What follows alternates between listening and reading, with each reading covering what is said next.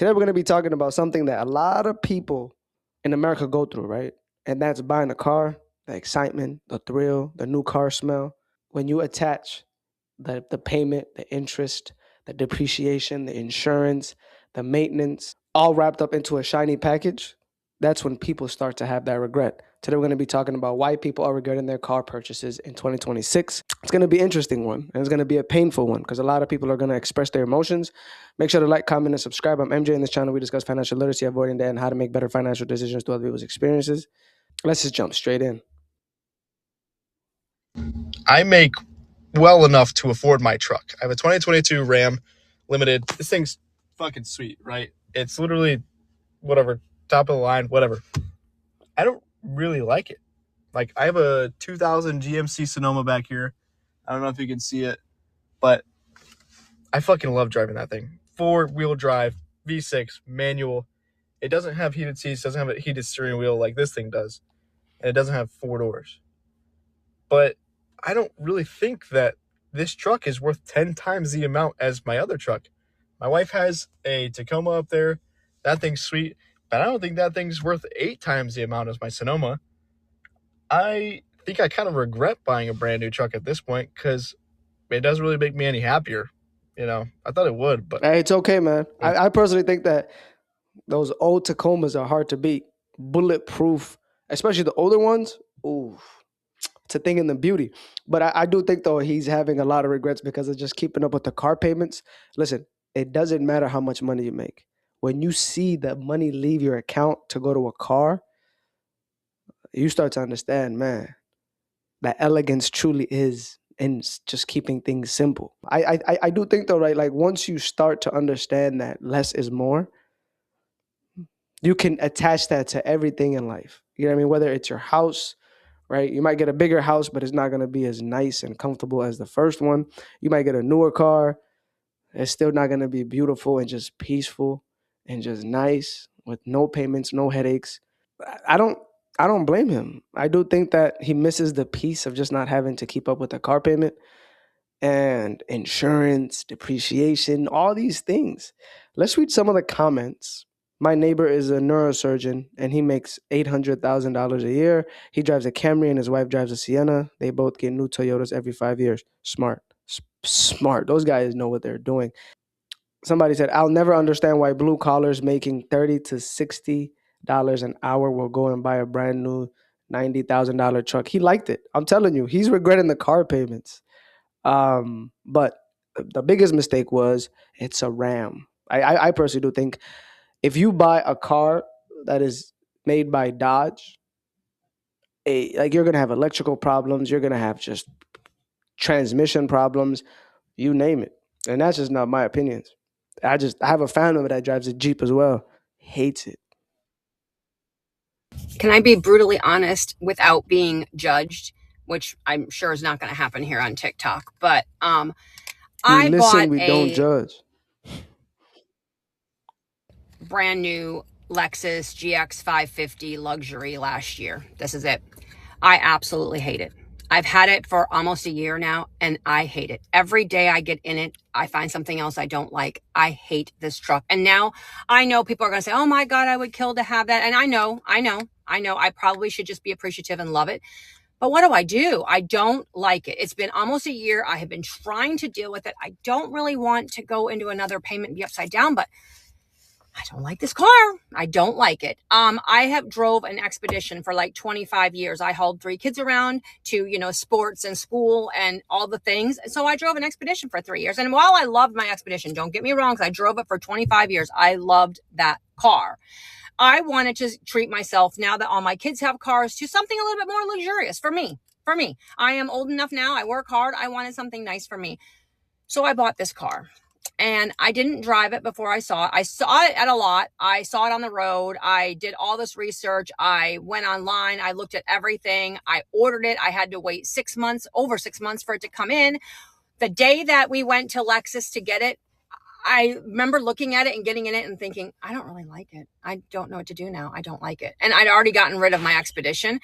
But I went ahead and got it because we needed a family car. I was driving the Bronco and it's not a family car, and we were getting ready to go on a trip to the Keys. And so I went ahead and got it. And I wish every single solitary day I would have listened to my gut and not bought this car. I don't like it. Now, I know a lot of people have this car and they love it. It's just not, I don't like it. I don't know if it's the luxury things in it that just drive me crazy. I don't know. I don't know what it is. There's just so many little things that just add up to me hating this car. And now I don't know what to do. My husband says, oh, tough it out and drive it for a couple of years until we're, not so upside down. And yeah, I know I'm trying. It's been almost a year, but every day when I get in it, I shouldn't be miserable. I shouldn't say, God, I hate this thing every single day. I should at least, the amount of money I'm paying for this a month, I should at least get in this car. There you go. So there you go. I don't think she's regretting the luxurious package. I think she's, quite frankly, regretting the car payment. I would too. I think she's probably paying $1,000 a month. Those cars go for $84,000. Low end like 70, depending on the base and the spec that you pick, and like the level of luxury, or if it's base to luxury, like you're gonna pay from 68 to 80 something $1,000. That's a $1,200 car payment when you add insurance. But I should have said we're not gonna allow no Lexus slander, because we don't do that here. Lexus is my favorite car. You know what I'm saying? I love Lexuses, the older ones. Listen to me. The newer ones, not good. I'm not gonna lie to you. They made it too boxy, too much luxury, like she said. You know what I mean? Too much touching. Infotainment is just all over the. These new car manufacturers are all trying to make one car. Touchscreen, everything is touch. Everything is just too techy. Cameras everywhere, sensors everywhere. And when you turn around and you've only driven it for 6 months, you start to understand the check engine is already on. How is the check engine light on if there's only 4,000 to 5,000 miles? You explain that to me, man. It's like the quality of these cars are all being shaped into one. And it's ugly. I'm not a fan. Don't buy no Jeep Wrangler. This was a mistake. I'm sitting in one right now. I was on my way to take a road trip. Got my whole entire car, my whole entire Jeep packed up, and it starts vibrating and shaking and breaking down on the road. Mind you, I bought it brand new, and it's going crazy on the highway. It's wobbling, and the whole car is shaking. I bought this car, no miles on it. This same thing happened to me 2 months after I bought this car. When I went to go to take it to them, I said, what is going on with my car? It's brand new. I've only had it for 2 months, and it's shaking, rattling, and rolling. What's good? When I get to the service department, they're like, what do you mean? What's going on? Explain it to me. So I'm like, it's shaking whenever I go over like a bump or something in the road. And then she's like, oh, yeah, the death wobble. Okay. So if there's a name for it, that already lets me know that this is a common issue. You already knew what the hell I was talking about before I started talking. And 3, why are y'all selling this car to people if you know that something's wrong with it? So at that moment, I'm thinking, let me go ahead and give y'all car back, was the conversation I'm ready to have, and which is what I was telling her. She's like, no, it's just a common thing. You kind of fix it once, you know the corporate Aaron voice. It's a common thing. It kind of happens once, and then we fix it, and like things are good. Things are not good, because here we are literally a year, and it's doing the same thing. So then I go back to the service department, and I'm like, hey, I used her term. She gave me the term, the death wobble. Matter of fact, when I got there, I said, it's doing the death rattle. I'm from South Carolina by way of Georgia, okay? So I say death. I haven't seen deaths, funerals, births happen. I'm death rattle. I know what a death rattle is. That happens before somebody dies. So I say death rattle. She's like, oh no, the death wobble. Okay, I don't give a damn if it's the death wobble, rattle, shake, roll. You know what I'm talking about. Then she's like, oh, okay, yeah, all right. We can get you in January 10th. Second time that this has happened. So since it is going to happen again, what happens when it happens again? Well, you're covered under 36,000 miles because of the warranty. So you're aware of it. It has a nickname. You knew this before I bought the car. Not only that, the nickname is called the death wobble. Hello. I'm sorry. I thought Nah, we're done. I was. The whole goal of a Wrangler is to do off road with it. Y'all treat these Jeep Wranglers like it's an economy car, like it's a Camry or a Honda Accord. If you're going off roading, that's what it's for. That car is not meant for you to drive it daily. Most people don't know that. And when you buy Jeep, like stay away from Jeep. Stay away from the Chevys. All right. Stay away from the Dodge Rams. These cars are prone to cause people's wallets to just burst out with a death wobble. Like, I swear to God. Look, my Jeep Wrangler's dreams are dashed. Take your car to get a repair for the same thing. If they did not fix it within 15 days or 2 repairs, get a lemon lawyer to get your funds back before the warranty is over ASAP. Yeah, it's looking like a lemon. It's looking like a lemon. I test drove a Jeep and the death wobble happened during the test drive. The salesman had to drive it back. I was like, nope. See, that's a good one. That's a good one. My coworker once told me Jeep stands for just empty every pocket, just like BMW. Bring money with you. Regret about Here's buying my a car. biggest regret about buying a car. Way back when I didn't even know what a lease was, I went to a Lexus dealership and I wanted to lease Didn't know what a lease was? Oh, they love you. Let's keep going. a brand new Lexus. And I decided to put $10,000 down. I'm telling you, they love her. Yes. Easy lick. Easy money. Somebody's getting paid. and you leased a Lexus? Okay. Okay. Why? Because I was expecting that to make my payment lower. What the dealership did was, here $10,000, that's music to their ears.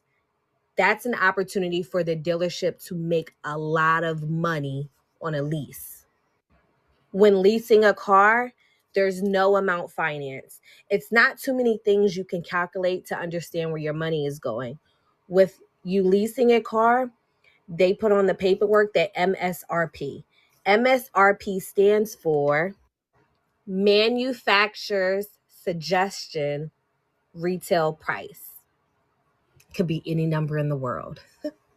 So, with that being said, if you are looking to lease a car anytime soon, please put little to no money down.